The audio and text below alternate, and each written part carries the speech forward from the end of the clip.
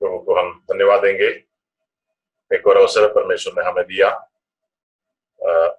इस प्रकार प्रभु के वचन के मनन के लिए।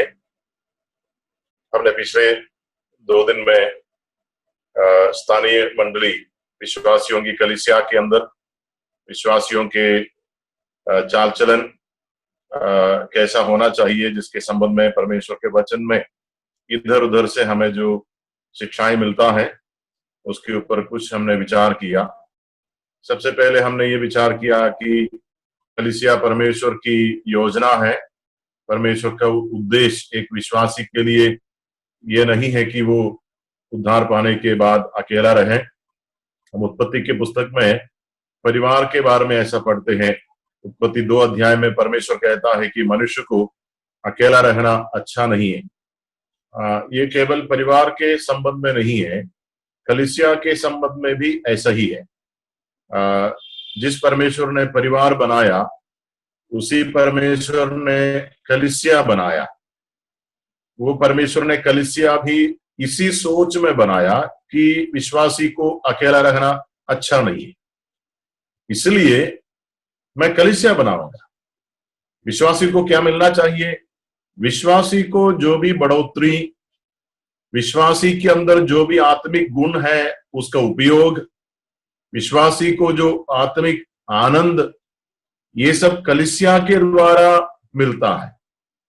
और इसलिए विश्वासी के उपयोग के लिए, विश्वासी के भलाई के लिए परमेश्वर ने कलीसिया बनाया। प्रभु के वचन ऐसा भी कहता है, 1 से 2 अच्छे हैं, सबोपदेश के पुस्तक में लिखा है। वहां पृष्ठभूमि अलग है, परंतु कलीसिया के संदर्भ में भी वो सत्य है। 1 से 2 अच्छे हैं। हम यीशु मसीह के शिष्यों को जब प्रभु ने भेजा, हम ऐसे पढ़ते हैं 70 लोगों को जब प्रभु ने भेजा, लिखा है कि 2-2 करके भेजा, क्योंकि 1 से 2 अच्छे हैं। सबोपदेश के पुस्तक में सुलेमान कहता है 1 से 2 अच्छे इसलिए हैं क्योंकि यदि एक गिरेगा तो दूसरा उठा सकते हैं। और सुलेमान ये भी कहता है, हाय उन पर जो अकेला है और जो गिर गया, क्योंकि उसको उठाने के लिए कोई है नहीं। कलीसिया की जरूरत क्या है? कलीसिया इसलिए चाहिए क्योंकि विश्वासी के उन्नति के लिए जो कुछ चाहिए उसका सब प्रबंध प्रभु ने कलीसिया के द्वारा किया है। अकेला हम विश्वासी बनकर जरूर रह सकते हैं, लेकिन अकेले में हमारी उन्नति नहीं होगा। अकेले में हमारे अंदर जो आत्मिक गुण, जिसको हम स्पिरिचुअल गिफ्ट बोलते हैं, आत्मा का जो दान बोलते हैं, वरदान बोलते हैं, मेरे अंदर, आपके अंदर प्रभु ने जो वरदान दिया है उसका यदि उपयोग होना है तो कलीसिया जरूरी है। कलीसिया के बिना उसका उपयोग होगा ही नहीं। आप कहां उपयोग करोगे उसका? तो कलीसिया जरूरी है। उसके अलावा आनंद यदि आपका बढ़ना है, अकेले में आनंद नहीं होगा। आत्मिक आनंद विश्वासियों के मंडली में, विश्वासियों की संगति में बढ़ेगा। तो परमेश्वर की योजना में कलीसिया का एक बहुत बड़ा हिस्सा है, और वो हिस्सा, वो महत्व विश्वासी को समझना जरूरी है। तो पहले क्लास में, पहले सेशन में हमने ये देखा कि हम में से कोई भी विश्वासी को कलीसिया की इकट्ठे होने को तुच्छ नहीं जानना है। जब आपका और मेरा उद्धार हुआ उसी समय प्रभु ने मुझे और आपको कुछ ना कुछ वरदान दिया है। वो वरदान यदि आप कलीसिया में सक्रिय नहीं है, आपको कभी समझ में नहीं आएगा आपका वरदान क्या है। मतलब जो विश्वासी कलीसिया के इकट्ठे होने को तुच्छ जानते हैं, वो विश्वासी जिंदगी भर ये नहीं जानेंगे प्रभु ने उसको क्या वरदान दिया है। एक विश्वासी को अपना आत्मिक वरदान पहचानने के लिए ना केवल लगातार कलीसिया में आना चाहिए, परंतु कलीसिया में उसका सक्रियता होना जरूरी है। मतलब क्या है? मतलब बहुत से लोग कलीसिया में आते हैं, जाते हैं, बैठते हैं, सुनते हैं, जाते हैं। उनको लगता है कि हमारा काम सिर्फ इतना है, जाओ, बैठो, सुनो, या प्रभुभोज में भाग ले लो, वापस चले जाओ। सक्रिय नहीं है। सक्रिय का मतलब क्या होता है? सक्रिय का मतलब, जैसे कल भी हमने देखा, आप जो कुछ भी करते हैं पूरा मन से करते हैं और इस भावना के साथ आप मंडली में जाते हैं, कलीसिया में इस प्रार्थना और भावना के साथ जाते हैं, मंडली में मेरा जाने के कारण दूसरों को मेरे वजह से फायदा होना चाहिए। भाई बहन, ये प्रार्थना हमें निरंतर करना है। आप जब रविवार के सभा में हो या बुधवार के सभा में हो, कोई भी सभा में आप जब जाते हैं, ये प्रार्थना करके जाइए, प्रभु जी आज मेरा कलीसिया में जाने के कारण दूसरों को मेरी तरफ से कुछ तो आत्मिक उन्नति मिले।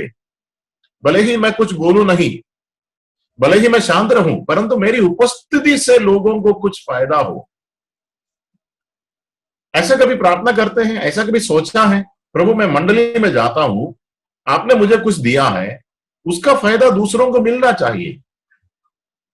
इस भावना के साथ यदि आप नहीं जाओगे, आपको समझ में नहीं आएगा कि आपका आत्मिक वरदान क्या है। और यदि आपका आत्मिक वरदान आपको समझ में नहीं आएगा, यदि आप उसको इस्तेमाल नहीं करोगे, तो घाटा किसका है? घाटा एक तरफ से, एक प्रकार से कलीसिया का है, क्योंकि कलीसिया को आपकी तरफ से जो मिलना चाहिए वो मिलता नहीं है, क्योंकि आपको खुद को पता नहीं है आपका वरदान क्या है।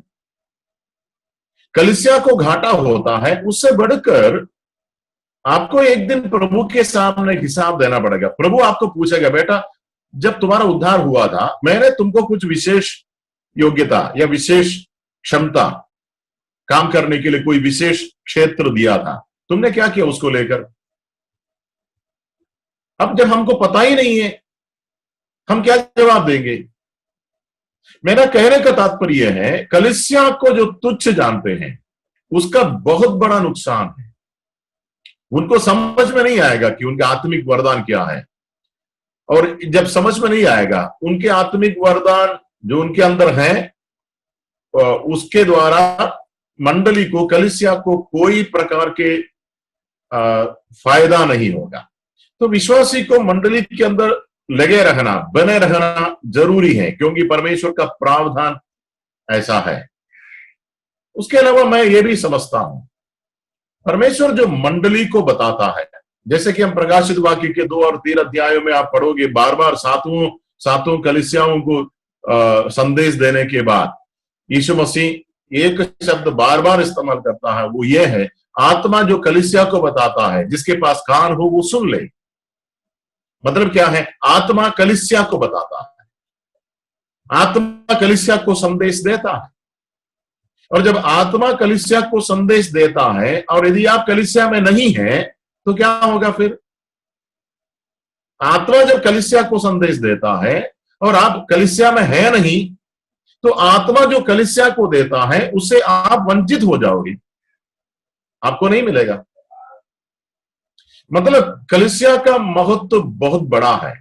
हम कुलोसियों की पत्री जब पढ़ते हैं, उसके आखिरी अध्याय में, 4 अध्याय में पौलुस ऐसा कहता है, ये पत्री सबसे पहले कुलोसी में पढ़ना है, उसके बाद पौलुस लिखता है कि ये लवोदिकिया में भी पढ़ना है। मतलब क्या है? ये जब पढ़ा जाएगा, ऐसा नहीं कि पत्री जब अभी ये 7 चिट्ठी या 7 कलीसियाओं को जो पत्री लिखवाया यूहन्ना को बोल करके यीशु मसीह ने, वो मंडली में, कलीसिया में कैसा पढ़ा जाता है? जब लोग इकट्ठे होते हैं तो मंडली का क्या बोलते हैं, प्राचीन एल्डर खड़े होकर वो पत्री सबके सामने पढ़ते हैं। ऐसा नहीं कि एक एक के घर में जाकर ये पत्री पढ़कर सुनाते हैं, ऐसा नहीं होता है। मंडली जब इकट्ठे हैं, ये पत्री पढ़ते हैं, जब पत्री पढ़ते हैं सब सुनते हैं। मतलब मंडली जब इकट्ठे होते हैं तो संदेश दिया जाता है। मैं कहता हूं, मंडली के इकट्ठे होने को तुच्छ नहीं जानना, क्योंकि मंडली में जब प्रभु संदेश देता है वो सबको देता है, और आप नहीं हैं, आप उससे वंचित हो जाओगे। मतलब मैंने कहा, आपसे मंडली को जो मिलना चाहिए वो मंडली को नहीं मिलेगा, और मंडली की तरफ से आपको जो मिलना चाहिए वो आपको नहीं मिलेगा। इसलिए कोई भी विश्वासी मंडली के इकट्ठे होने को तुच्छ ना जाने। कल हमने ये देखा, हम जो कुछ भी करेंगे आनंद से करेंगे, संपूर्ण मन से करेंगे। वचन सीखने के बारे में हो, इकट्ठे होने के बारे में हो, प्रार्थना करने के बारे में हो, सुसमाचार की सेवा के बारे में हो। हमने पढ़ा कि लोग आनंदित थे, आनंद के साथ जो भी करते थे। हमने कल दाऊद के अनुभव को भी देखा। दाऊद ने कहा, जब लोगों ने मुझे कहा कि हम परमेश्वर के भवन में जाएंगे, मैं आनंदित हुआ। ये आनंद की बात है। प्रभु के मंडली के लिए आप जो कुछ भी करोगे आनंद के साथ करोगे। मैं प्रेरितों की पुस्तक के 2 अध्याय से एक दो और पद पढ़ना चाहूंगा। प्रेरितों की पुस्तक के 2 अध्याय के 42वां पद को हमने पढ़ा था, वो पद को हम फिर से पढ़ेंगे। वे प्रेरितों से शिक्षा पाने और संगति रखने और रोटी तोड़ने और प्रार्थना करने में लवलीन रहे, और सब लोगों पर भय छा गया, और बहुत से अद्भुत काम और चिन्ह प्रेरितों के द्वारा प्रकट होते थे। सब लोगों पर भय छा गया। कैसे भय छा गया? भय क्यों छा गया? भय छा जाने का कारण क्या है? ये भय का मतलब क्या है? ये ऊपर के पद हमने देखा। ऊपर के पद में लिखा है कि लोग लवलीन रहे, प्रेरितों की शिक्षा पाने में, संगति, रोटी तोड़ने में, संगति रखने में लवलीन रहे, प्रार्थना करने में लवलीन रहे, और तुरंत लिखा है सब लोगों पर भय छा गया। अरे भाई, भय के लिए क्या हुआ उधर? नहीं, भय के लिए कुछ नहीं हुआ, पर ये एक विश्वासी के अंदर दिखने वाला स्वाभाविक भय होना चाहिए। ये भय का मतलब, जैसे हम लोग बोलते हैं ना, डर गया मैं, वो डर नहीं है। ये शेर को देखकर डर गया, सांप को देखकर डर गया, वो डर नहीं है। ये अलग डर है। सांप को देखकर, शेर को देखकर डरना, वो केवल विश्वासी नहीं, अविश्वासी भी करते हैं, और हमें डरना भी चाहिए। वो जन्म सिद्ध स्वभाव है, हर मनुष्य के अंदर। जब खतरा देखते हैं हम डरते हैं, क्योंकि वो डर प्रभु ने हमको दिया है। वो डर नहीं है तो हम सीधा खतरे में जाकर घुसोगे, तो प्रभु ने हमें वो डर दिया है। यहां पर वो डर के बारे में नहीं लिखा है। यहां पर प्रेरितों की शिक्षा पाने के द्वारा, रोटी तोड़ने के द्वारा, संगति रखने के द्वारा, प्रार्थना करने के द्वारा जो डर पैदा होता है, भय पैदा होता है, ऐसा भी एक भय पैदा होता है, होना चाहिए। और ये कौन सा भय है? इसको बोलते हैं परमेश्वर का भय, ईश्वरीय भय। और ये क्या होता है? ईश्वरीय भय का मतलब क्या होता है? ईश्वरीय भय का मतलब यह है, अब जितना प्रेरितों की शिक्षा सुनोगे, प्रेरितों की शिक्षा का मतलब हमने पहले भी देखा। प्रेरितों की शिक्षा का सिंपल मीनिंग यह है, प्रेरित लोग सिखाते रहे और ये लोग सीखते रहे। प्रेरित लोग क्या सिखाया? प्रेरित लोग वो सब सिखाया जो प्रभु यीशु मसीह ने प्रेरितों को सिखाया।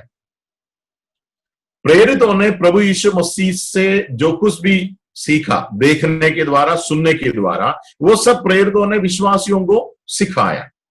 प्रेरितों की शिक्षा जब पाया, रोटी तोड़ा, संगति किया, प्रार्थना किया, ये सब करने के द्वारा विश्वासियों ने परमेश्वर को और अधिक जाना।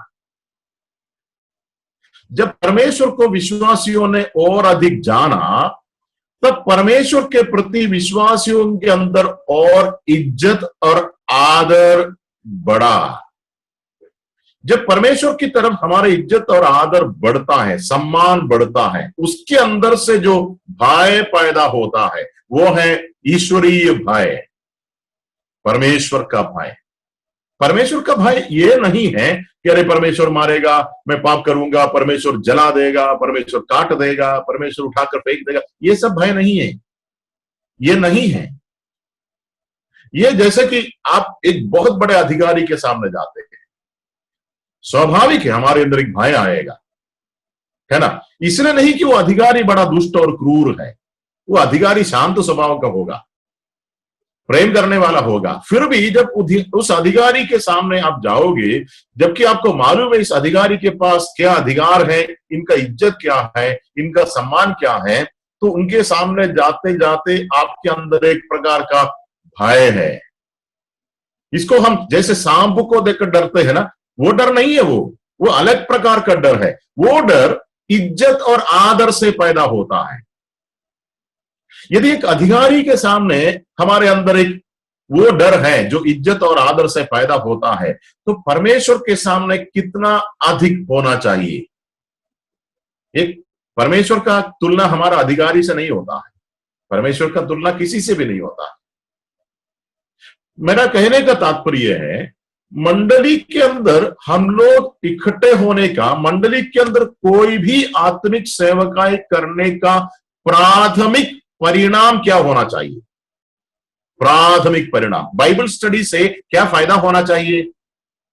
ठीक है, बाइबल स्टडी से हमको बहुत जानकारी मिलता है, अच्छी बात है, ज्ञान मिलता है, अच्छी बात है, परंतु अंतिम परिणाम क्या होना चाहिए? अंतिम परिणाम यह होना चाहिए हमारे अंदर परमेश्वर का भय बढ़ना चाहिए। क्योंकि बाइबल स्टडी में हम क्या करते हैं? बाइबल स्टडी में हम परमेश्वर को सीखते हैं, परमेश्वर को अधिक जानते हैं। परमेश्वर को अधिक जानने का प्रक्रिया है मंडली का, कलीसिया का बाइबल स्टडी। मेरे भाई और बहन, आप में से कितने लोग कलीसिया के बाइबल स्टडी में भाग लेते हैं?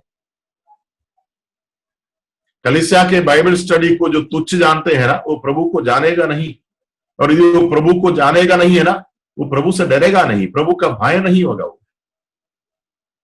परमेश्वर का भय जो है परमेश्वर के आदर और इज्जत से पैदा होता है, और उसमें ये दोनों है, इज्जत और आदर एक तरफ है, दूसरी तरफ आप जितना परमेश्वर को जानोगे उतना आप ये भी जानोगे परमेश्वर पवित्र है, परमेश्वर पाप को पसंद नहीं करता है, परमेश्वर पाप से घृणा करता है। पाप करने वाला कोई भी क्यों ना हो, प्रभु पाप से घृणा करता है। देखो, आप जितना प्रभु को जानोगे उतना प्रभु के स्वभावों को जानोगे, और जितना प्रभु के स्वभावों को जानोगे आप प्रभु से दूर नहीं जाएगा, पर आप प्रभु के करीब जाएगा। क्योंकि प्रभु के स्वभाव डरावने स्वभाव नहीं है। प्रभु के स्वभाव ऐसा नहीं है कि जैसे कोई क्रूर दुष्ट मनुष्य को, जैसे लोग बोलते हैं ना, भूत राक्षस को देखा तो भाग गया, ऐसा नहीं है। दुनिया में बहुत से देवी देवताएं हैं जिसको देखने से लोग डरते हैं, लेकिन बाइबल का परमेश्वर डरावना नहीं है। बाइबल का परमेश्वर खूबसूरत है, सुंदर है। सुंदर मतलब चेहरे का सुंदरता नहीं है, क्योंकि परमेश्वर आत्मा है। परमेश्वर सुंदर है मतलब परमेश्वर के सारे स्वभाव सुंदर है, चाहने लायक है, अति कोमल है, दयालु है, कृपालु है, विलंब से क्रोध करने वाला है, अति करुणामय है, प्रेमी है। परमेश्वर के जो भी स्वभाव है, डरने की जरूरत नहीं। परमेश्वर न्यायी है, हमें डरने की क्या जरूरत है? डरने की कोई जरूरत नहीं। परमेश्वर न्यायी है, ये परमेश्वर की सुंदरता है। परमेश्वर न्यायी होने के कारण हमको प्रभु से डरना नहीं, उल्टा हमें प्रभु से और प्रेम करना है, क्योंकि प्रभु न्यायी है। दुनिया में कोई न्यायी नहीं है। दुनिया के लोग हमारे साथ अन्याय करेगा, लेकिन प्रभु हमारे साथ अन्याय नहीं करेगा। प्रभु न्यायी है। देखो, परमेश्वर को आप जितना जानोगे, परमेश्वर का गुण आप जितना पहचानोगे, उतना परमेश्वर के बारे में एक इज्जत पैदा होगा, आदर पैदा होगा, और उस आदर के अंदर से भक्ति जो शब्द है, तो भक्ति अनेक भाषांतरों में भक्ति का मतलब है परमेश्वर का भय। और मेरे भाई और बहन, मंडली में ये बहुत जरूरी है। मंडली में ये बहुत जरूरी है। क्या जरूरी है? परमेश्वर का भय। यरूशलेम के मंडली में परमेश्वर का भय था। मैं आपको यह भी बताऊं, जिस मंडली में परमेश्वर का भय नहीं है, उस मंडली में परमेश्वर का इज्जत नहीं होता है। क्योंकि आराधना इस भय से उत्पन्न होता है, और जहां पर यह भय गायब है वहां पर आराधना नहीं हो सकता है। और यदि भय आपके अंदर है, भय यदि मेरे अंदर है, मेरा मंडली में जाना, मेरा मंडली के जाने का समय, मंडली के अंदर मेरा बैठने का तरीका, मंडली के अंदर का मेरा हर बर्ताव के ऊपर वो भय का असर दिखेगा। मैंने आपसे कहा, आप एक अधिकारी से मिलने के लिए एक ऑफिस में जाओगे, बड़ा एक अधिकारी है, अच्छा आदमी है, दुष्ट नहीं है, फिर भी अधिकारी है। आप उस ऑफिस में जाओगे, कैसे जाओगे? मैंने कल भी आपको बताया, समय के पहले पहुंचोगे, और आप ऑफिस में जब प्रवेश करोगे, कैसे प्रवेश करोगे? एक भय, डर है आपके अंदर। वो उस अधिकारी के इज्जत को जानने के पश्चात उत्पन्न होने वाला डर है। जब अधिकारी आपको बोलेगा बैठो या बैठिए, आप कैसे बैठेंगे? आपके बैठने का तरीका अलग है, आपका उसके अंदर आप बात करने का तरीका अलग है, और उसके अंदर आप इधर उधर देखने का तरीका अलग है। ऐसा नहीं कि आप अधिकारी आपसे कुछ बोलता रहेगा, आप अपने मोबाइल फोन के साथ खेलते रहेंगे। नहीं, ऐसा होगा नहीं, ऐसा नहीं होगा, क्योंकि आपके अंदर भय है।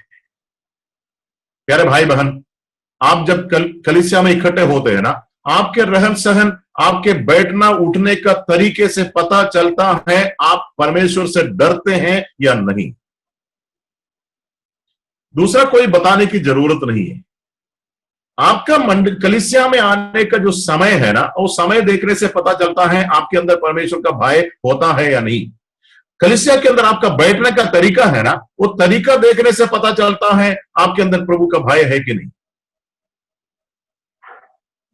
यरूशलेम मंडली के अंदर परमेश्वर का भय था। जिस मंडली के अंदर, मैं दोबारा बोलना चाहता हूं, जिस मंडली के अंदर परमेश्वर का भय नहीं है, उस मंडली के अंदर प्रभु की आराधना कभी नहीं हो सकती है। और जहां पर परमेश्वर का भय है, वहां पर एक और बात है। मैं एक वचन और आपको पढ़कर सुनाना चाहूंगा, कुरिन्थियों की पहली पत्री 14वां अध्याय, जहां पर पौलुस जो है इकट्ठे होने के संबंध में कई बातें बताता है, लेकिन एक आखिरी पद में आपको पढ़कर सुनाऊंगा। कुरिन्थियों की पहली पत्री 14वां अध्याय 14 अध्याय का आखिरी पद में क्या लिखा है, 40वां पद, पर सारी बातें शालीनता और व्यवस्थित रूप से की जाए। सारी बातें शालीनता और व्यवस्थित रूप से की जाए। कहां पर? मंडली में। किसको बोला है? विश्वासी को बोला है। मैंने इसलिए कहा, जहां पर भय है वहां पर क्या है? वहां पर क्रम है। क्रम, डिसिप्लिन बोलते ना, क्रम, अनुशासन। जहां पर भय नहीं है वहां अनुशासन नहीं है। मतलब आप कुछ लड़के लोग जो अकेले रहते हैं, आमतौर से वो क्या बोलते हैं, अपने कमरे को ढंग से रखना, वो सब डिसिप्लिन उनमें नहीं है। लेकिन सोचो, उनके साथ कोई उनके ऊपर सुपरवाइज करने वाला कोई अधिकारी जैसा कोई रहता है, तो उसमें फर्क है। सब कुछ ढंग से होगा, एक क्रम होगा, एक डिसिप्लिन होगा, अनुशासन होगा। अनुशासन कब आएगा? अनुशासन तब आएगा जब भय है। आपने देखा है, फौज में जिसका भर्ती होता है, वो वहां का क्रम, डिसिप्लिन, यदि मेरे ख्याल से डिसिप्लिन यदि सीखना है तो फौज में भर्ती होना है। फौजी लोग 25-30 साल फौज में नौकरी करने के बाद भी उनका जीवन को देखो, डिसिप्लिन का जीवन है। कहां से सीखा? उधर ही सीखा। और फौजी में भर्ती होते ही सबसे पहले यही सिखाता है, डिसिप्लिन, अनुशासन। कितना अनुशासन है? कड़क अनुशासन है, कड़क अनुशासन सीखना ही पड़ेगा, क्योंकि वहां का समस्या यह है, अनुशासन नहीं करेगा, सीखेगा तो कड़क कार्रवाई होगा। एक बार कार्रवाई होगा, फिर वो गलती कभी नहीं करेगा। इतना कड़क कार्रवाई, तब जाकर अनुशासन सीखते हैं। और एक बार अनुशासन उनके खून के अंदर घुस जाता है, फिर जीवन भर वो अनुशासन में रहता है। मंडली के अंदर अनुशासन चाहिए, क्रम चाहिए, सारी बातें। शालीनता का मतलब है सभ्यता होना चाहिए। सभ्यता एक तरीका होता है मंडली में। कलीसिया, प्रभु ने कहा ना, प्रभु जब यरूशलेम मंदिर में गया, कम से कम 2 बार प्रभु यीशु मसीह ने यरूशलेम मंदिर के अंदर शुद्धिकरण किया। एक बार प्रभु ने कहा, ये तो मेरा पिता का घर है, तुमने इसको व्यापार का स्थान बनाया, व्यापार का शाला बनाया, व्यापार का अड्डा बनाया, मार्केट प्लेस। ये तो परमेश्वर का मंदिर है, यहां पर शालीनता और सभ्यता और अनुशासन होना चाहिए। लेकिन देखो, मार्केट जैसा बन गया। मार्केट और मंदिर में क्या फर्क है? बहुत फर्क है। मार्केट और मंदिर में जाने वाले में क्या फर्क है? बहुत फर्क है। मार्केट में जाने वाले कैसे भी जा सकते हैं, कभी भी जा सकते हैं। मार्केट के लिए कोई टाइमिंग नहीं होता है, आपका सुविधा है, आपके पास जब समय है आप जाइए। आपको कोई पूछेगा नहीं तुम लेट क्यों हो गया, नहीं नहीं, तुम ये कपड़ा पहन के क्यों आया, आपको कोई पूछेगा नहीं। वहां आप कुछ भी करिए, किधर भी देखिए, कुछ भी खरीदिए, आपके ऊपर कोई पाबंदी नहीं है। पर मंडली कलीसिया ऐसा नहीं है। कलीसिया मार्केट नहीं है। जब आपकी मर्जी है तब आया, जैसे आपकी मर्जी है वैसे बैठा, जो आपको करना है वो किया, मोबाइल देखना है मोबाइल देख लिया, बच्चों के साथ खेलना है बच्चों के साथ खेल दिया। जब कोई संदेश देता है आप कहीं और कुछ और करते हैं, इधर उधर देखते हैं, बीच में उठकर चला गया या बीच में आकर बैठ गया। देखो मार्केट जैसा है। अपनी अपनी स्थानीय मंडलियों के बारे में थोड़ा सोचिए, क्या ये मंडली है या मार्केट? लोग जब जब मर्जी है तब आते हैं, जब मर्जी है तब चले जाते हैं। प्रभु ने कहा ये मेरा पिता का मंदिर है, भवन है, और तुमने उसको मार्केट बना दिया। क्या किया प्रभु ने? वहां पर हम पढ़ते हैं कि प्रभु ने कोड़ा बनाया, लेकिन किसी को मारा है करके नहीं लिखा है, लेकिन कोड़ा बनाकर कुछ लोगों को प्रभु ने भगाया,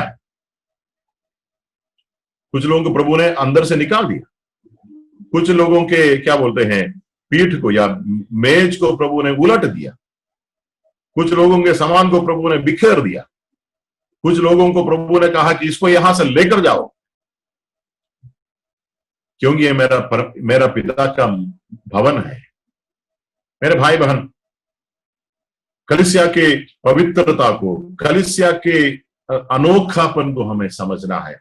मैंने दोनों दिन हमने वो पुराना नियम के उस वचन को याद किया था। परमेश्वर कहता है कि ये पवित्र सभा है, पवित्र सभा। कलीसिया के अंदर प्रभु ने अनुशासन रखा, कलीसिया के अंदर प्रभु ने आत्मिक नेतृत्व में लोगों को रखा है, और विश्वासियों की जिम्मेदारी है आत्मिक नेतृत्व का अनुसरण करें। आत्मिक नेतृत्व क्यों रखा है? आत्मिक नेतृत्व इसलिए रखा है क्योंकि परमेश्वर चाहता है मेरे मंदिर में जो कुछ भी होगा ना, वो अनुशासन के साथ होना चाहिए, क्रम के साथ होना चाहिए। क्रम तभी आएगा जब कोई नेतृत्व होगा, क्रम तभी आएगा जब नेतृत्व होगा। इसलिए मंडली के अंदर, कलीसिया के अंदर आत्मिक नेतृत्व जरूरी है। कोई भी मंडली को बिना नेतृत्व का प्रभु ने बनाया नहीं। इसराइल के बारे में हम ऐसा पढ़ते हैं, इसराइल के समय में हम न्यायों के पुस्तक में पढ़ते हैं कि उन दिनों में इसराइल में कोई राजा नहीं था। इसलिए क्या हो गया? उन दिनों में इसराइल में कोई राजा नहीं था। आप न्यायों की पुस्तक की आखिरी अध्याय 21 अध्याय के आखिरी पद में भी ऐसा लिखा है, उन दिनों में इसराइल में कोई राजा नहीं था, मतलब कोई नेतृत्व नहीं था। इसलिए जिनको जो मर्जी था, सब मर्जी के अनुसार, सब मनमर्जी है, सब अपने अपने मालिक बन गया, सब मर्जी के अनुसार जीने लगा। भाई, आत्मिक नेतृत्व का जिम्मेदारी बहुत बड़ी है, और मंडली के अंदर आत्मिक नेतृत्व होने के बाद भी यदि लोग मनमर्जी करते हैं तो दुर्भाग्यपूर्ण है, क्योंकि नेतृत्व की जिम्मेदारी है घर का जो मालिक है। घर का मालिक कौन है? घर का मालिक वो है, प्रभु है। ये प्रभु का घर है। तीमुथियुस की पत्री में हमने पढ़ा कि परमेश्वर का घर है ये। आत्मिक नेतृत्व करने वाले भाइयों, आप परमेश्वर के घर के केवल एक भंडारी है, अधिकारी नहीं है आप, परंतु आपकी जिम्मेदारी है परमेश्वर के घर का कानून और व्यवस्था का पालन करने के लिए आपकी जिम्मेदारी है। तो लागू करना आपके ऊपर है, क्योंकि आपको प्रभु ने इसलिए मंडली के अंदर, कलीसिया के अंदर रखा है। ये घर का तरीका आपका नहीं है, घर का तरीका मालिक का है। घर के अंदर जो शांति है, घर के अंदर जो क्रम है, अनुशासन है, ये मालिक ने तय किया है और आपको बोला है मेरे घर के ऊपर तुम भंडारी बनो, चलाओ, अगुवाई करो। पर याद रखना, मेरे घर के अंदर मेरा तरीका लागू होना जरूरी है, मेरा क्रम, मेरा अनुशासन, मेरी तरीका। सेवा करने वाले प्रिय भाइयों, इसमें हम लापरवाही ना करें। ऐसा ना सोचे अरे क्या क्या फर्क पड़ता है, ये मेरी मंडली थोड़ी है, मैं क्या, नहीं नहीं, ऐसा नहीं सोचना है। ये सत्य है कि मेरी मंडली नहीं है, उसका मतलब ये नहीं है कि हमारा जिम्मेदारी नहीं है। आम विश्वासियों से ज्यादा जिम्मेदारी हमारा है। और एक हमेशा मैं सोचता हूं, एक अगुवे को, एक प्रभु के सेवक को ना केवल अपना हिसाब देना पड़ेगा, ना केवल अपने परिवार का हिसाब देना पड़ेगा, परंतु मंडली का भी हिसाब देना पड़ेगा। कितना कितना भारी है वो। हर सेवक याद रखिए, आप चाहे प्राचीन हो सकता है, आप चाहे कोई सेवा करने वाले सेवक हो सकते हैं, आप सुसमाचार प्रचार करने वाले सुवार्तिक हो सकता है, सुसमाचार प्रचार करने वाले हो सकते हैं, किसी भी प्रकार की सेवकाई करने वाले क्यों न हो, मंडली के अंदर, कलीसिया के अंदर आपकी एक जिम्मेदारी प्रभु ने दिया है। और उसमें से एक मुख्य जिम्मेदारी है कानून और व्यवस्था को पालन करना। मंडली के अंदर क्रमानुसार हो, क्रमानुसार। हमारे परमेश्वर क्रम का परमेश्वर है, हमारे परमेश्वर क्रम का परमेश्वर है। और परमेश्वर के हर कार्य को आप देखिए, परमेश्वर जो कुछ करते हैं ना, क्रम से करते हैं। आप परमेश्वर के सृष्टि को देखिए, परमेश्वर सब कुछ ऐसे ढेर करके इकट्ठा करके नहीं बनाया, एक एक दिन बनाते गए। पहला दिन कुछ बनाया, दूसरा दिन कुछ बनाया, तीसरा दिन कुछ बनाया। प्रभु जोड़ते गए। एक क्रम, एक तरीका होता है। प्रभु के हर काम में एक तरीका होता है, क्योंकि परमेश्वर तरीके का, क्रम का परमेश्वर है। और प्रभु चाहता है कि वो क्रम का परमेश्वर के घर में भी क्रम हो। आपको पता है, कोई भी घर में आप जाओगे, वो घर के मालिक का जो स्वभाव है वो घर के अंदर दिखाई देगा। घर का मालिक यदि आलसी है, वो घर में जाते ही आपको पता चलेगा। घर का मालिक यदि क्रम वाला है, अनुशासन वाला है, वो घर में जाने से आपको पता चलेगा। कलीसिया प्रभु का घर है, घर का मालिक क्रम का परमेश्वर है, घर का मालिक क्रम का मालिक है। और वो मालिक चाहता है कि मेरे घर में जो होगा ना, उसमें क्रम होना चाहिए। और उसको लागू करने के लिए प्रभु के सेवकों का भारी जिम्मेदारी है। और हम आम विश्वासियों को मैं ये कहना चाहता हूं, आपका यदि कलीसिया में कोई जिम्मेदारी नहीं है, आप एक साधारण विश्वासी हैं, आप याद रखिए, कलीसिया के अंदर क्रम और अनुशासन को लागू करने के लिए प्रभु ने कलीसिया के अंदर आत्मिक नेतृत्व को, आत्मिक अगुवों को खड़ा किया है। और आपकी जिम्मेदारी है आप उनका पालन करें। उनको प्रभु ने ठहराया है, उनके सामने तर्क ना करे, उनसे सवाल ना करे। यदि वो गलत है, प्रभु उनसे वसूल करेगा। पर आप यदि उनसे तर्क करोगे, आपसे प्रभु वसूल करेगा। यदि वो गलत है, वो अपना हिसाब देगा, आप नहीं दोगे, उनके लिए आप हिसाब नहीं दोगे। पर आप यदि उनके अधीन नहीं रहोगे, आप खुद हिसाब दोगे। आत्मिक नेतृत्व के अधीनता में रहना जरूरी है, क्योंकि ये प्रभु की तरफ से रखा गया है। हम रोमियों की पत्री में ऐसा पढ़ते हैं, हर अधिकार परमेश्वर के द्वारा है। चाहे वो सरकार का, मतलब देश के ऊपर जो अधिकार है, सरकार प्रभु ने ठहराया है। मंडली के अंदर का अधिकार प्रभु ने ठहराया है। परिवार के अंदर भी अधिकार है, प्रभु ने ठहराया है।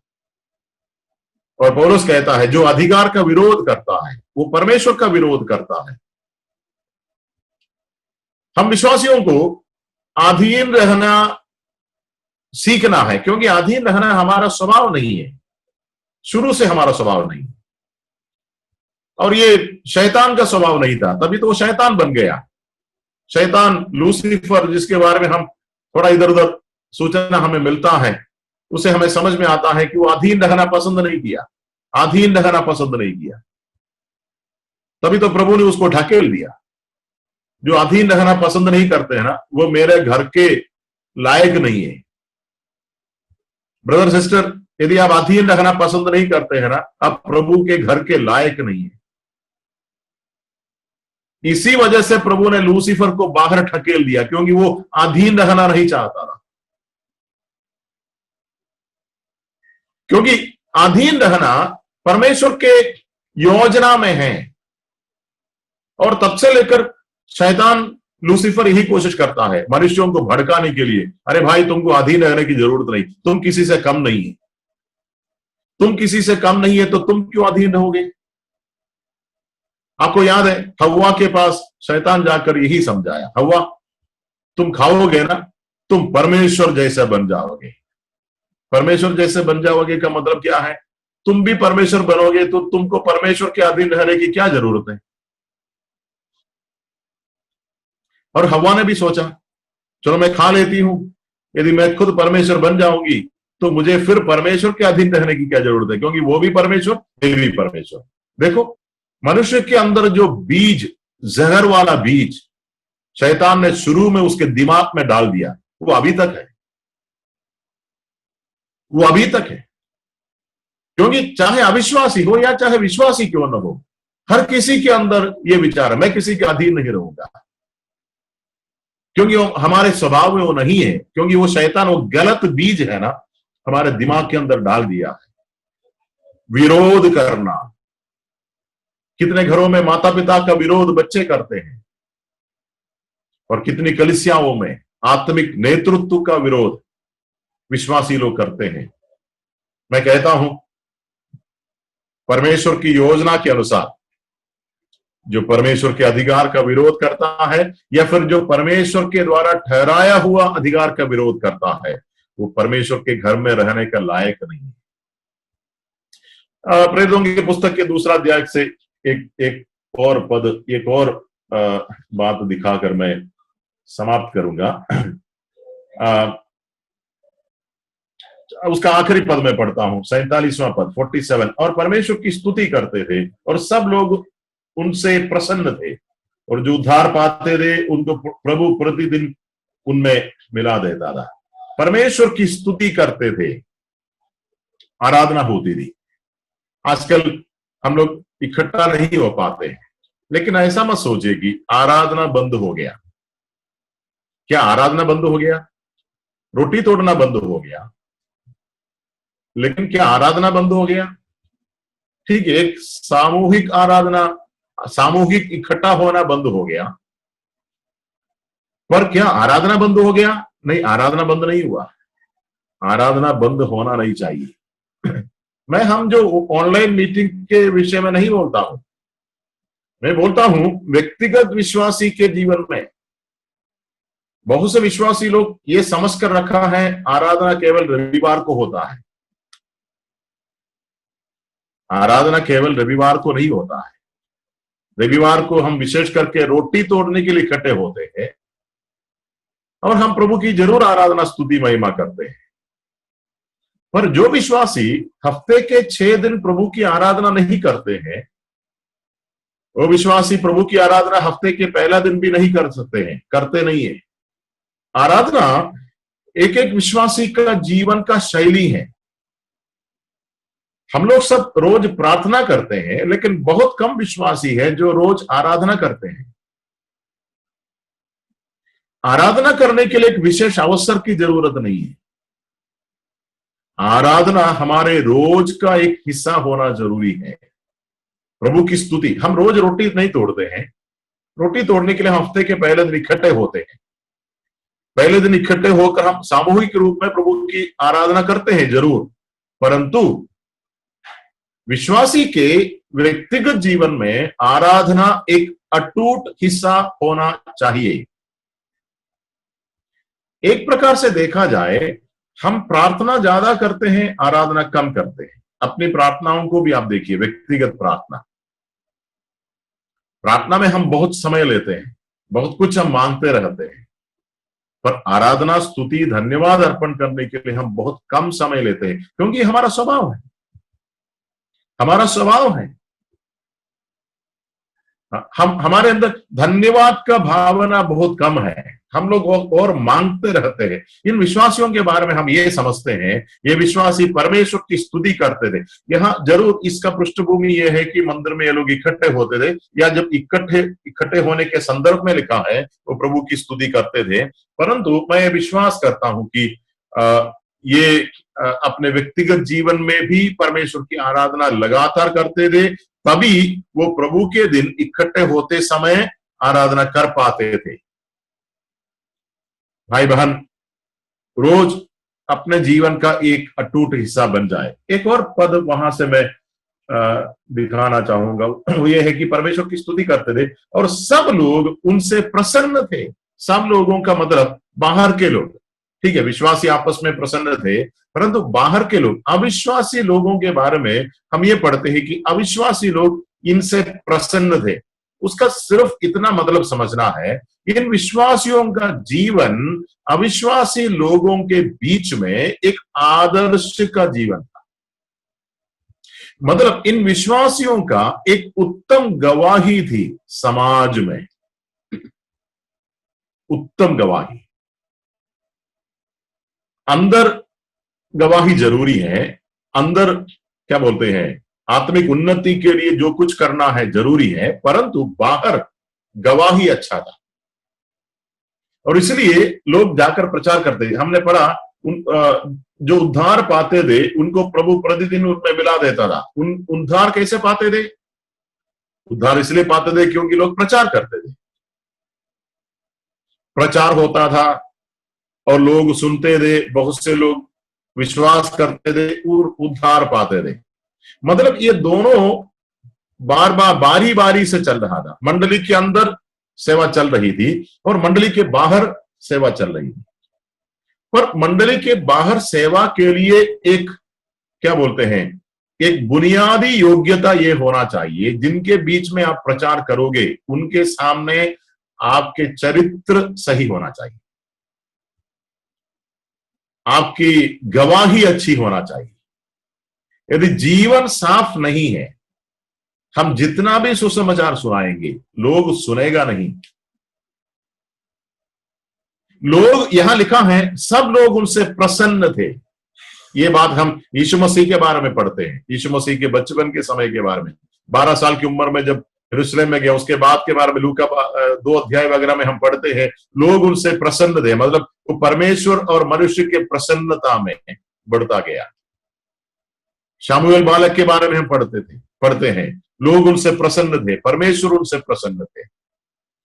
परमेश्वर की प्रसन्नता और मनुष्य की प्रसन्नता। यहां प्रसन्नता का आप इतना समझिए, समाज में कोई भी एक मनुष्य इन विश्वासियों के ऊपर आरोप लगाने लायक कोई भी गलत कदम इन विश्वासियों ने नहीं उठाया। मतलब सावधानी से जिया, उनके बातचीत सावधानी के साथ था, बाकी लोगों के बीच में उनका व्यवहार सावधानी के साथ था। मतलब किसी को विश्वासियों के ऊपर आरोप लगाने के लिए कुछ नहीं है, चरित्र अच्छा है, गवाही अच्छी है, और इसलिए जब सुसमाचार प्रचार करते हैं उसका असर होता था। एक मंडली के अंदर ये दोनों बारी बारी से, अंदर आत्मिक उन्नति और परमेश्वर की महिमा, और अंदर अनुशासन और सभ्यता और क्रम, ये सब अंदर, बाहर अच्छा चरित्र, साफ गवाही और सुसमाचार प्रचार। देखो, एक मंडली का ये 2 प्रकार की सेवा है, एक अंदर की सेवा, दूसरा बाहर की सेवा। पर ये दोनों सेवकाई में हमारे चरित्र बहुत ही महत्वपूर्ण है। परमेश्वर के वचन, विशेष करके प्रेरितों की पुस्तक आप जब पढ़ोगे, प्रेरितों की पुस्तक के अंदर इस प्रकार के कई आचरण जो उस समय के विश्वासियों के विषय में हमें देखने के लिए मिलता है। मैं दो और पद पढ़कर समाप्त करूंगा। पत्रस की पहली पत्री 4 अध्याय के 10 और 11 पदों को हम पढ़ेंगे। जिसको जो वरदान मिला है वो उसे परमेश्वर के नाना प्रकार के अनुग्रह के भले भंडारियों के समान एक दूसरे की सेवा में लगाए। यदि कोई बोले तो ऐसा बोले मानो परमेश्वर का वचन है। यदि कोई सेवा करे तो उस शक्ति से करे जो परमेश्वर देता है, जिससे सब बातों में यीशु मसीह के द्वारा परमेश्वर की महिमा प्रकट हो। महिमा और साम्राज्य युगान युग उसी का है, आमीन। कलीसिया के संदर्भ में लिखा हुआ ये वचन है। एक विषय केवल यहां से हम लेना चाहेंगे, वो ये है, पत्रस कहता है कलीसिया के अंदर, मंडली के अंदर जो कुछ भी होता है एक लक्ष्य से होना चाहिए, वो ये है सब बातों के द्वारा, सब बातों में यीशु मसीह के द्वारा परमेश्वर की महिमा प्रकट हो। उसका मतलब यह है ऐसा कोई भी कार्यक्रम, ऐसा कोई भी बात कलीसिया के अंदर नहीं होना चाहिए जिससे परमेश्वर को महिमा नहीं मिलेंगे। कलीसिया के नेतृत्व को इस बात के ऊपर बहुत ध्यान देना जरूरी है। कलीसिया के अंदर ऐसी कोई भी बात, ऐसा कोई भी कार्यक्रम हम होने नहीं देंगे जिसमें प्रभु को महिमा नहीं मिलेगी। अब प्रभु को महिमा कब मिलेगा, किन बातों में मिलेगा? प्रभु को महिमा उन बातों के द्वारा मिलेगा जिन बातों को प्रभु ने बताया है, जो प्रभु के नियम है, प्रभु की आज्ञाएं, विधियां है, उसके अनुसार, प्रभु की इच्छा के अनुसार जब मंडली के अंदर काम होगा तभी परमेश्वर को महिमा मिलता है। तो सबसे पहली बात, मंडली के अंदर केवल वो बातें होना चाहिए जिससे प्रभु को महिमा मिलेगा। एक और बात इसके साथ हमें जोड़कर पढ़ना है। कुरिन्थियों की पहली पत्री 14 अध्याय के 26वां पद मैं पढ़ता हूं। कुरिन्थियों की पहली पत्री 14 अध्याय के 26वां पद के आखिरी लाइन, आखिरी शब्द ऐसा लिखा है, सब कुछ आत्मिक उन्नति के लिए होना चाहिए। यह भी कलीसिया के संदर्भ में लिखा हुआ पद है। यहां पर भी एक विशेष बात के ऊपर पौलुस ध्यान देता है, वो यह है कलीसिया के अंदर कुछ भी हो, कलीसिया के अंदर कोई भी कार्यक्रम हो, सब कुछ विश्वासियों के आत्मिक उन्नति के लिए होना चाहिए। मनोरंजन के लिए नहीं, टाइम पास के लिए भी नहीं, क्या बोलते हैं, केवल औपचारिकता के लिए नहीं। आप जो कुछ भी कलीसिया के अंदर करते हो, आपको इस बात को भी ध्यान देना चाहिए कि कलीसिया के अंदर जो कुछ भी होगा उससे विश्वासियों को आत्मिक उन्नति मिले। मतलब उसका अर्थ यह भी है, विश्वासियों को आत्मिक उन्नति जिन बातों में नहीं मिलता है उन बातों को कलीसिया में कभी होने ना दे। कितना स्पष्ट है प्रभु का वचन। दो बातों के ऊपर हमने ध्यान दिया। एक, ऐसी बातें मंडली में होना चाहिए जिससे परमेश्वर को महिमा मिले। दूसरी बात, ऐसी बातें मंडली के अंदर होना चाहिए जिनसे विश्वासियों को आत्मिक उन्नति मिले। और हमने जैसे पहले पढ़ा था, इस अध्याय कुरिन्थियों की पहली पत्री 14 अध्याय के आखिरी पद में पौलुस कहता है, परंतु सारी बातें शालीनता और व्यवस्थित रूप से किया जाए। एक मंडली के अंदर सारी बातें सभ्यता, शालीनता और व्यवस्थित रूप में जब किया जाता है तब ये दोनों उद्देश्य की पूर्ति होती है। कौन सा दोनों उद्देश्य? उस कलीसिया के अंदर प्रभु को महिमा भी मिलता है और विश्वासियों को आत्मिक उन्नति भी मिलता है। ये दोनों मंडली के अंदर होना जरूरी है।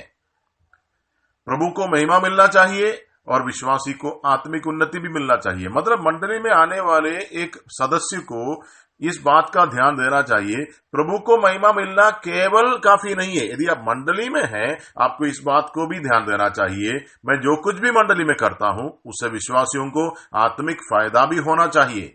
उदाहरण के लिए, आप जब प्रार्थना करोगे मंडली के अंदर आप प्रार्थना करोगे, आप सिर्फ ऐसा नहीं सोच सकते हैं मैं प्रार्थना करता हूं प्रभु को सुनना है, प्रभु की महिमा के लिए है। नहीं, आप यदि मंडली के अंदर है तब आपको दोनों बातों के ऊपर ध्यान देना है। प्रभु को महिमा मिलना जरूरी है, साथ साथ विश्वासियों को आत्मिक उन्नति मिलना भी जरूरी है। वो गीत हो, भाषण हो, कोई भी सेवा क्यों न हो, मंडली के अंदर ये दोनों बातों के ऊपर ध्यान देना जरूरी है। प्रभु हमारी मदद करे, इन बातों के ऊपर हम और थोड़ा सतर्क हो जाए और थोड़ा गंभीर हो जाए, ताकि आने वाले दिनों में हमारे मंडली के इकट्ठे होने के द्वारा परमेश्वर के रूपरेखा में जो कुछ भी परमेश्वर ने योजना बनाया, वो योजना हमारी मंडली के अंदर पूरा होने पाए। उसके लिए प्रभु मुझे और आपको हमारी मंडलियों में प्रभु विशेषकर आशीष प्रदान करे। इन वचनों के द्वारा प्रभु हमें आशीष दे, प्रभु को महिमा मिले।